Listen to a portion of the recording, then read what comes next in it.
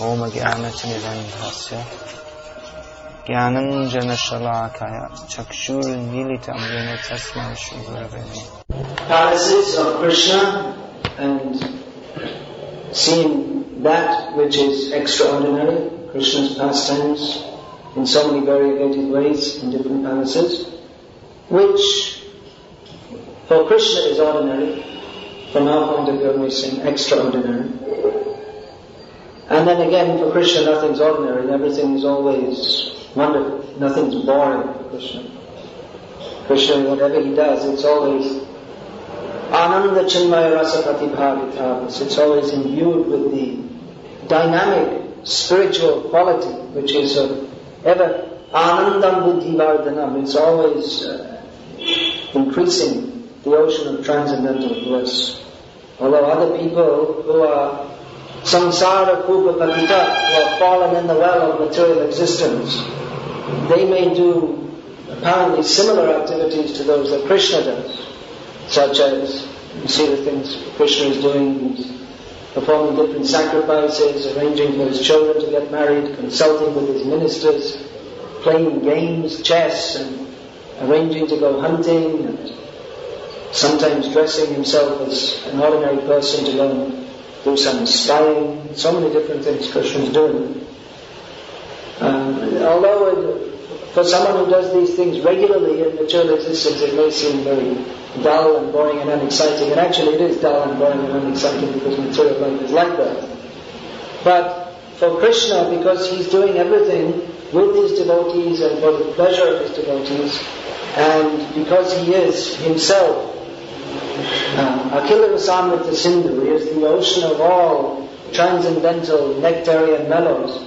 Therefore everything he does is simply a cause of transcendental bliss. Just as everything here in this material world is a cause of non-transcendental misery, so everything in the spiritual world is simply relishable. And Narad Muni has seen the opulence of Krishna in Dwarka, which is even more than that of Narayana in Vaikuntha. Narayana in Vaikuntha, he's also, it's the same, in many ways a similar mood to that of Dwarka. It's a mood of awe, and the Lord is worshipped in awe and reverence. But in Dwarka, the quality of intimacy with Krishna is more. And Krishna that's one of Krishna's 4 special qualities that distinguish him even from Narayana, that he has wonderful pastimes, even more so than Narayana. So Lord Narayana, he has many wonderful pastimes. He does many wonderful things. He jumps out of the nose of Brahma as a small pig and very quickly becomes a very big one. And then fights, takes up the earth on his snout. It's a very big dog. We can't imagine how big he is. But just lifting up like that. Little fish comes in the hands of Satyavrata Muni. Oh, little fish, protect me. And then within one day he's become so big that he can only go in the ocean. So he performs many wonderful pastimes. And Srimad comes half man, half lion, unprecedented. Adbhuta Shri, this wonderful horn or dumbstruck. So everything about Lord Narayan is wonderful and unlimited, but Krishna even more so. Here is a description of the Dwarka pastimes of Krishna, which are so unlimited that even great personalities like Brahma, he's listed as the head of the great learned personalities. He's called Adi Kavi. He's the original learned personality within this material world. So he cannot understand Krishna, even though he has such unlimited intelligence, apparently. But the limit of his intelligence is found when he comes to try to understand Krishna, which was seen very clearly, first of all, when he stole the calves and cowherd boys, and then he declared his defeat by Krishna. When he saw the opulence of Krishna is far greater. He was thinking, like, Krishna, what is this? I know Narayan. And then he saw that, although he was thinking that it's just a little boy running around in the fields with no shoes on, chasing a bunch of cows, and he was thinking that my Lord is Narayan. He's so opulent, he's the master of all the universes. And then he saw the opulence of Krishna, which is so much greater even than that of Narayana, and so opulent that he didn't even care for it. Okay, you go and worship Narayana, and I'm Krishna, and I like the cows better. So he's so opulent, he didn't care for it. Prabhupada gave the example once. He said there was one Nawab who means he must be very rich. So he had a chandelier. Maybe I told this story last time I was here. Maybe you think I tell it wherever I go. But I don't think I told it since I was here. So he had the chandelier, and very expensive. Each crystal glass was worth so many rupees. It was very valuable. One day the servant was cleaning it, and he dropped one of it. So many crystals, huge chandelier. He dropped one on the floor. Bing! It broke. Oh, that's worth more than my 5 years' salary. Just one of them. So then the Nawab came down, and he thought, oh no, now I'm in trouble. So the Nawab said, who? What was that sound? What was that sound? Actually, I dropped one of the crystals from the chandelier on the floor, and that was the sound you heard. And really, oh, throw another one. It was a nice sound. I enjoyed hearing that. Throw another one. Okay. Well, the boss, throw it down. Bing! Oh, very nice. Throw another. In this way, within 10 minutes, the whole chandelier was broken. Fallen down. And they said, oh, that was nice. Now sweep it up. And there's gone millions of rupees. He liked the sound. Because he's so opulent, he has so much money. He couldn't just leave it. That's all. He doesn't care. So the same way, Krishna, there's so much, all the opulence of Vaikuntha is there. But actually he likes the cow herd, the pasturing grounds of Vraja. So Brahma, he saw this opulence of Krishna. And although he was the greatest sage, the Adi Kavi, he declared, Jananta eva janantu kimba huktyam name prabhu manaso vafasova cha vaivavam tavalochanaha. He said that others may say, I know Krishna. It's like when we first came to India, people used to say, oh Krishna, yes, yes, I know Krishna. You don't have to tell me. Nowadays they can't even say that because they don't know anything. In those days they thought they knew. So yeah, I know Krishna. So they may say, Brahma said, others may say, I know Krishna. But as far as I'm concerned, and I'm the biggest brain, I happen to be his son also. But I don't think that by any endeavor, by mental endeavor, by physical endeavor, by discussion, it's not possible to reach the limit of Krishna's offer. It's not possible to understand it. So even though Agadha Bodha, apparently unlimited intelligence, but even if one's intelligence is unlimited, Krishna is more unlimited.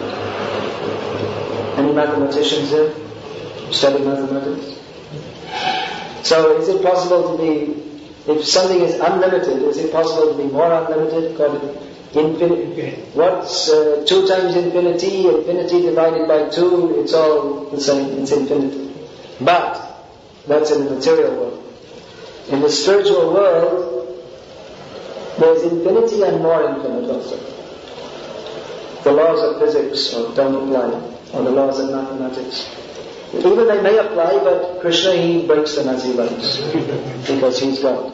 Just like you break the chandelier, he can break the laws and any laws.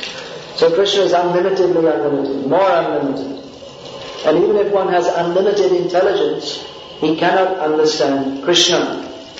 Although we're studying the Bhagavatam, in which the acharyas have applied their intelligence to try to understand. Vichintya, by Vichintya Agadha Bodhai, applying the intelligence to very deeply meditate upon and try to understand Krishna. But one cannot fully understand Krishna. One can understand Krishna to some extent with the intelligence. If his intelligence is placed submissively at the lotus feet of Krishna. Otherwise, by wrong intelligence, one can misinterpret. You may say, well, Krishna, they have this theory that Krishna was some tribal king, and originally in the Vedic version there was worship of Vishnu, and then there was some tribal king, and they identified Krishna with Vishnu. And then after that, Krishna worship came up, as if he's God. They have very strange ideas, these scholars, great scholars, very learned. You can find very learned. They study the Bhagavatam. They can tell you so many things, but they're complete fools and rascals because they don't understand anything about Krishna, and worse than that, they misinterpret. They malinterpret. They misrepresent Krishna. However, it's not that the intelligence is not to be used in understanding Krishna. Chaitanya Mahaprabhu liked Lord Brahma's prayer that Jnane Prayasam Udapasya Namanta Eva. He should give up the endeavor to know the absolute truth by the method of knowledge and just become humble. But does that mean then that one should just don't use your intelligence? Bhakti is for non-intelligent people. No. Because Sthane Sthita Shrutigatam Tanuvam. One should always go on hearing. One should go on hearing. So it's not just like hearing like some incantation. But one should hear with one's intelligence to try to understand. And if one has that humility to try to understand Krishna with his intelligence, then Krishna will bless with so many realizations. Vishwanath Thakur he made his commentary in the 10th canto of Bhagavatam. And at the halfway point he noted that I'm simply praying to Krishna to give me the blessing that my intelligence can continue to go on swimming in this nectarian ocean of Krishna's pastimes. So Krishna blessed him with so much intelligence and so many insights. This is the process then to be delivered from material life. Of course, to imply one's intelligence in trying to understand Krishna, who is Mukunda, the giver of liberation.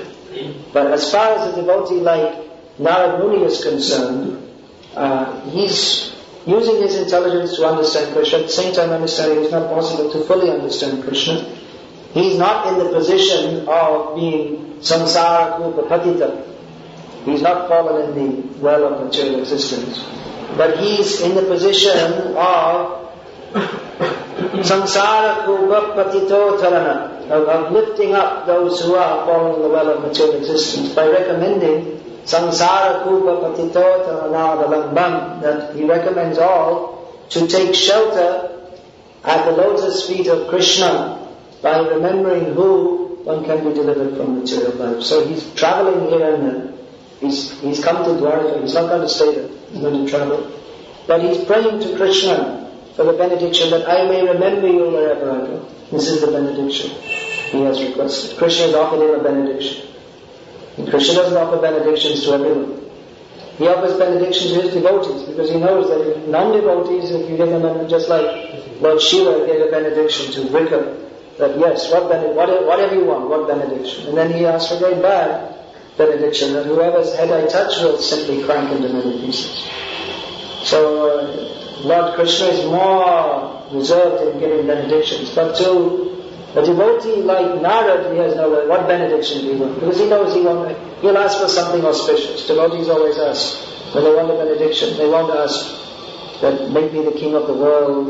They'll ask that, may I always remember your lotus feet, this Narad Muni is asking. Or may I always, that Vritrasura was apparently an asura, that was a great devotee. He asked for the benediction, when he prayed to Krishna, that may I always have the association of your devotees. Or they'll ask for a benediction that may others be delivered, may others remember you. So Krishna is giving this benediction to Narad Muni, who's asking that may I simply remember you always. Although he does that anyway. he always remembers Krishna, which is the perfection of life, which is even beyond that benediction, or beyond the position of those who with agada bodha, with unlimited intelligence, they try to understand Krishna. Those who are on the path of worshipping Krishna in great opulence, understanding his great opulence, they are much concerned with studying different shastras to understand the greatness of Krishna. But even beyond that platform of understanding the greatness of Krishna is simply to love Krishna intensely, which in the topmost platform of devotion, beyond even Dwaraka, in Vrindavan, the devotees, they simply remember Krishna. And although they may be aware of his unlimited opulences, they're not very much concerned with they're not very much interested in how mighty he is. Just like when the gopis saw Krishna, he took the hand of four-handed Narayana. They said, Namo Narayana. We're very happy. Oh Lord, Namo Narayana. You're the Supreme Lord. Please give us one benediction. Tell us, where is Krishna? They wanted to find Krishna. They weren't much concerned that he's the Lord of all the universes. Similarly, when Krishna would come home from the cowherd pastures in the evening, the demigods would come to offer prayers, and the cowherd boys that sometimes joke with Krishna and play games, imitating the demigods. Oh, you are so mighty, you are so wonderful. Ha! They'd be joking like this. All these funny people come and see you in the evening. They'll be imitating that. They're not much concerned with the demigods. They simply want to love Krishna without concern whether he's the object of meditation for those great sages with unlimited intelligence. Actually, a very similar verse to this was spoken by the gopis, and that verse that is actually the essence of Chaitanya Mahaprabhu's pastimes. That how in Puri he was always thinking of Krishna in the mood of the gopis, especially Radharani, who had been apparently rejected by Krishna. Of course, some very elevated topics. We're reading the 10th canto of Bhagavatam, so this is the discussion. So very similar when Krishna visited Kurukshetra after so much time away from Vrindavan. He met the gopis, and again he spoke through Uddhava and through Balaram. He had spoken all these things that, actually I'm in everyone's heart, and you can just meditate upon me in the heart, and all this kind of thing. So they weren't very satisfied with this. And then again he came to Kurukshetra and met the gopis, and he said the same kind of thing. And the gopis, they replied to him, very similar verse to this. Ahushchate nalina nava padana vindam yogeshvarai hidi vichintyam agada bodhai samsara kupapatitota navalamham geham jusham manasyudirat sadanaha. It's very similar. They said that, our dear Lord, from whose navel a lotus grows. In other words, they're addressing him as the you are Narayana. You want to speak like that? Okay. You don't want to be Krishna? You want to say I am within everyone's heart and I am inside and outside? Okay, alright, Narayana. We thought you were Krishna, but you want to be like that? Okay. So your lotus feet are meditated upon by the great masters of yoga with their unlimited intelligence. And those lotus feet, when meditated upon, can deliver anyone from material existence. Therefore, those desiring liberation from material existence, they take shelter of those lotus feet. But as far as we are concerned, we are simply householders. We're not great yogis who worship you. So we are simply praying. Keham dusham manasya virat Hridi Sadanaha, that we're simply praying that even though we're not qualified like great yogis, we're simply praying that your lotus feet will always be manifested within our hearts. So they prayed very similarly to this.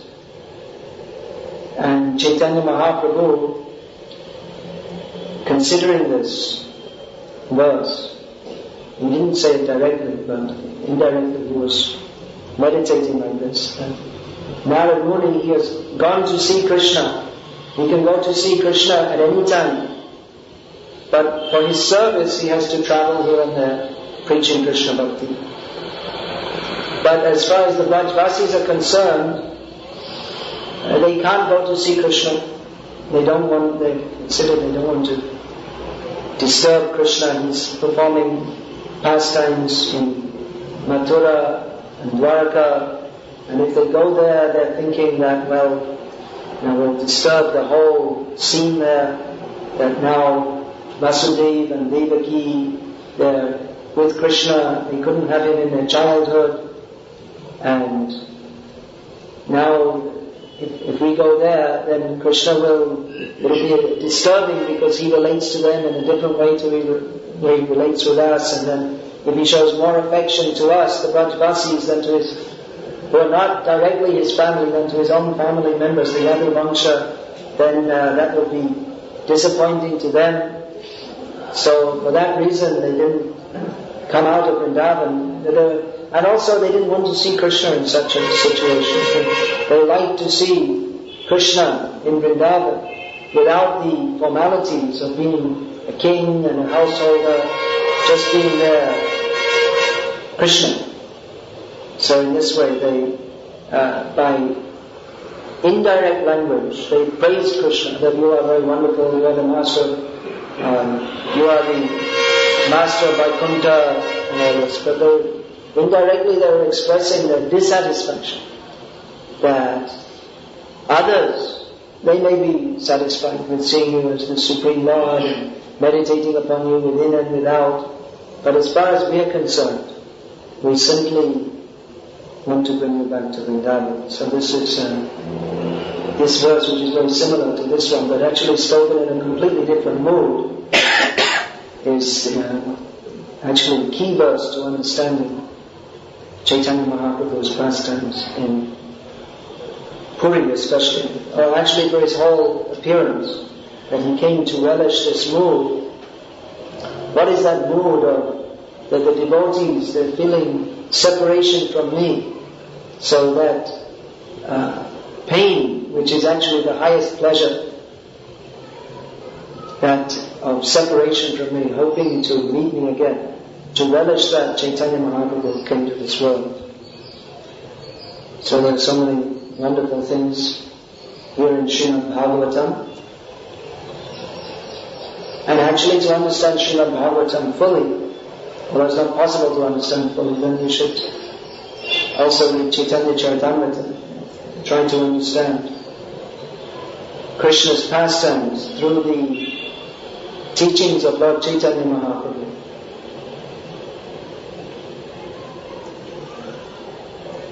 There's that one verse in this regard.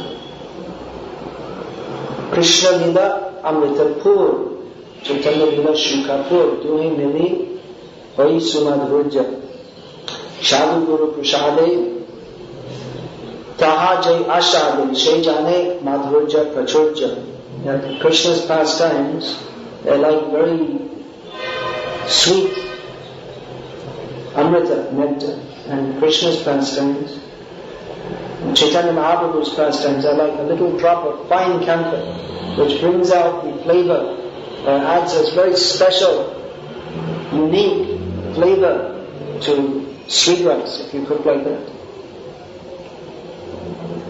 So, if you mix the two together, Krishna's pastimes, when that is added, they are naturally very sweet, but if there is added to that Chaitanya Mahaprabhu's pastimes, then it becomes exceedingly sweet. And those who, by the mercy of sadhus and gurus, they sadhu guru prasad, who taste that nectar,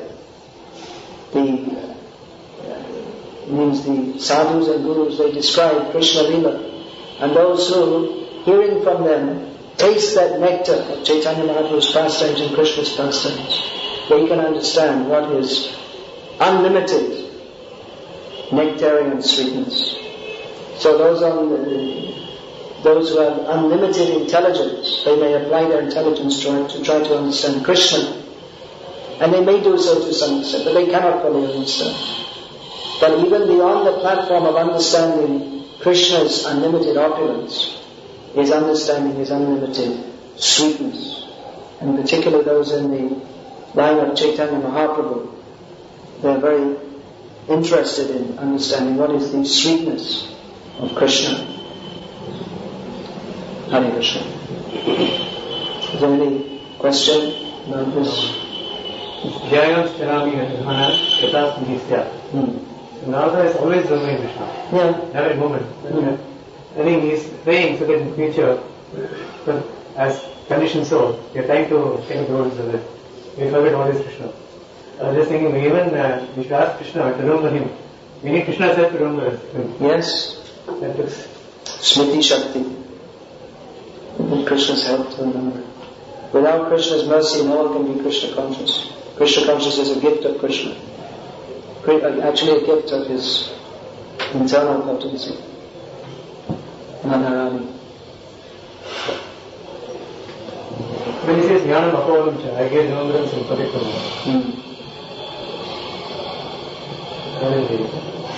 I get intends to remember me and make it forget. Yeah, if you want to forget Krishna, then we can forget also. So Lord of insulting the disciple, Krishna gave mercy and worship him. Yeah, if you want to be a rascal and go to hell, Krishna will give you the intelligence to do so. And so that's true.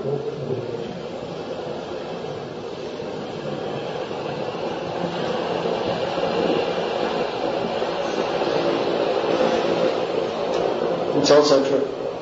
But we are campaigning, don't be a rascal. Come to Krishna. If you want,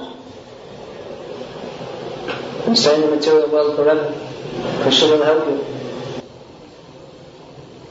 Also it shows Nadu is putting himself in a very humble position.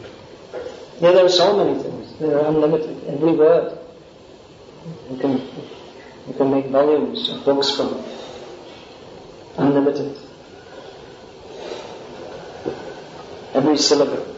Prati shloke, prati akare, nana arthakare. Every verse and every aksharam, every syllable has various meanings. Srimad Bhagavatam. So, where are we reading from here? Last paragraph. Last paragraph? On the second page?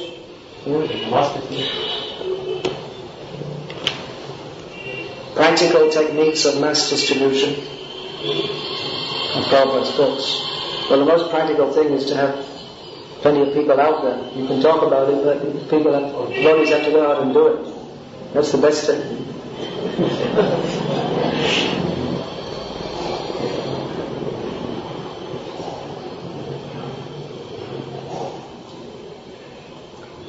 Prabhupada, quoting from Prabhupada, the fact is that we have to adopt the same tactics as ordinary salesmen adopt. But the difference is we do it for the satisfaction of Krishna, and they do it for sense gratification. And then, techniques means ways of distributing books to dissimilar people in various circumstances. The book distributor endeavors in different ways, and although the techniques aren't the decisive factor, it is enlightening to see how the conviction of top distributors manifests in action. What are they saying? How are they presenting the books? Or as Arjuna asked, what are the symptoms of one whose consciousness is thus merged in transcendence? How does he speak and what is his language? How does he sit and how does he walk?